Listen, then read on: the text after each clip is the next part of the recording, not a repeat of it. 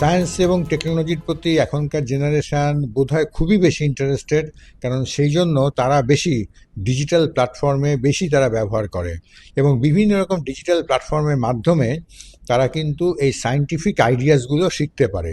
এই যে ফেয়ারটা আজকে হয়েছে, এখানে শুধু সায়েন্টিফিক আইডিয়াসগুলো না, এখানে সবচেয়ে বড় কথা হচ্ছে এনভায়রনমেন্ট নিয়ে এবং মানুষের হেলথ নিয়ে সেই বিভিন্ন রকম সমস্ত ডেমনস্ট্রেশন তারা দিয়েছে, তারা যতটুকু বুঝেছে বলেছে।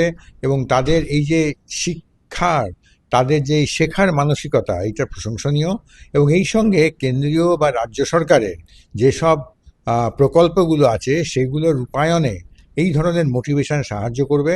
এবং এখানে এই যে এনসিএসএম এর তরফে যেটা বিআইটিএম করলো, এখানকার অধিকর্তা যে ব্যবস্থাটা নিলেন, যে উদ্যোগটা নিলেন, সেটা নিঃসন্দেহে প্রশংসার। BITM, Birla industrial and technological museum, non formally science education সমাজের সকল স্তরের লোকের কাছে পৌঁছে এবং সায়েন্স ফেয়ার করা, সায়েন্স সেমিনার করা, এটা আমাদের প্রতি বছরের একটা ম্যান্ডেটের মধ্যে পড়ে। কিন্তু সমাজে যারা পিছিয়ে রয়েছেন, যাদের কাছে সঠিকভাবে আমাদের সব সুবিধাগুলো পৌঁছয়নি বিভিন্ন কারণে, তাদের এরকম একটা ফেয়ারের সামনে নিয়ে আসা, যাতে তারা চিন্তা করতে পারে, তাদের বৈজ্ঞানিক ভাবনাটা তারা চিন্তা করতে পারে, সেটাই সামনে নিয়ে আসার জন্য আমাদের একটা প্রয়াস। এবং দেখবেন যে স্বামী বিবেকানন্দ বলেছিলেন যে একজন যদি পুরো একটা লাইব্রেরি মুখস্থ করে ফেলে, তাও দেখা যায় যে সে তার জীবনে ঠিকমতো সঠিক প্রয়োগ করতে পারেনি। তার বদলে যদি কারোর দুটো পাঁচটা ধারণা থাকে এবং সেই ধারণার মাধ্যমেই তার চরিত্র গঠন, তার জীবন গঠন করতে পারে, তাহলে তার আগামী দিনে নিজের পায়ে দাঁড়ানোর, নিজের স্বচ্ছভাবে চলা, চরিত্রবান হয়ে চলা, এটা অনেক সহজ হয়ে পড়ে।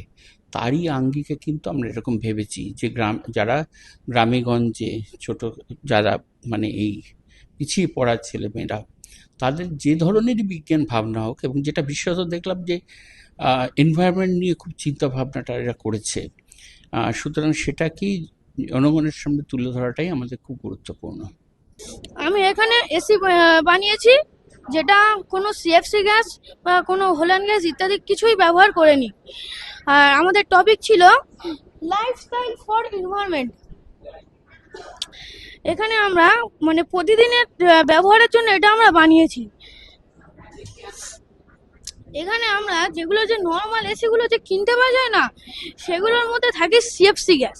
সিএফসি গ্যাস কি করে, যে আমাদের পৃথিবীর যে ওজোন লেয়ার আছে তাকে প্রভাব ফেলে, ফলে ছিদ্র হয়, সেখান থেকে সূর্যের ইউভি রশ্মি আসে আর আমাদের মানুষের ত্বকের প্রবেশ করলে ক্যান্সার অবধি হতে পারে, যে কারণে মানুষ মারাও যেতে পারে।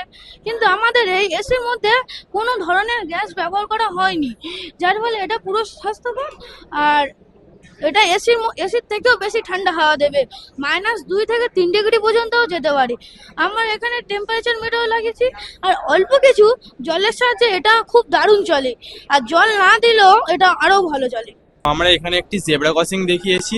এই জেব্রা ক্রসিং এ যখন এক সাইড থেকে মানুষ রাস্তা পারাপার করে এই জেব্রা ক্রসিং এর ওপর, তখন এইখানে ব্যারিকেডটি উঠে যায় গাড়ি আসার দিক থেকে, আর এখানে ব্যারিকেডটি পড়ে যায়। তার ফলে এইখানে মানুষ নিশ্চিন্তে রাস্তা পারাপার করতে পারে।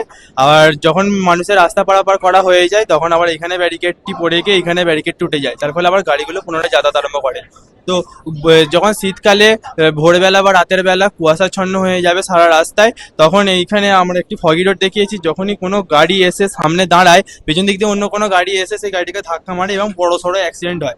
তো এইখানে আমরা সিস্টেমটা দেখিয়েছি যে যখন কোনো গাড়ি এসে সামনে দাঁড়াবে, তখন এইখানে এই যে ল্যাম্প পোস্টে লাল আলো পেছন দিকের গাড়িগুলিকে সিগন্যাল পাঠাবে যে সামনে কোনো গাড়ি খারাপ হয়ে গেছে। এর ফলে তাদের গাড়ির স্পিড তারা আস্তে করে নেবে, এবং যখনই আস্তে করে এসে দেখবে যখন এখানে গাড়িটি খারাপ হয়ে আছে, তারপরে তারা পাশ কাটিয়ে আবার বেরিয়ে যাবে। চলে আসছে আমাদের মডেলের তৃতীয় পর্ব। স্যার, আপনারা জেনে থাকবেন বা শুনে থাকবেন, রাস্তার ওপর দিয়ে ট্রেন লাইন হয়।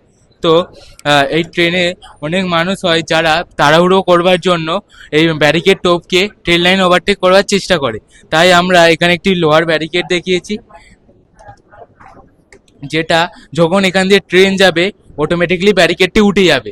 এর ফলে এটি লোহার ব্যারিকেড হওয়ার কারণে এর ওপর দিয়ে বা নিচ দিয়ে কত রকম জায়গা দিয়ে মানুষ আর যেতে পারবে না। এর ফলে আবার কিছুক্ষণ পর যখন ট্রেনটা এখান দিয়ে চলে যাবে তখন এই ব্যারিকেডটি আবার অটোমেটিকলি পড়ে যাবে। এটি সম্পূর্ণ অটোমেটিক হবে। এর ফলে আবার কিছুক্ষণ পর যখন এটা পড়ে যাবে পুনরায় আবার রাস্তা দিয়ে লোকগুলি যেতে পারবে।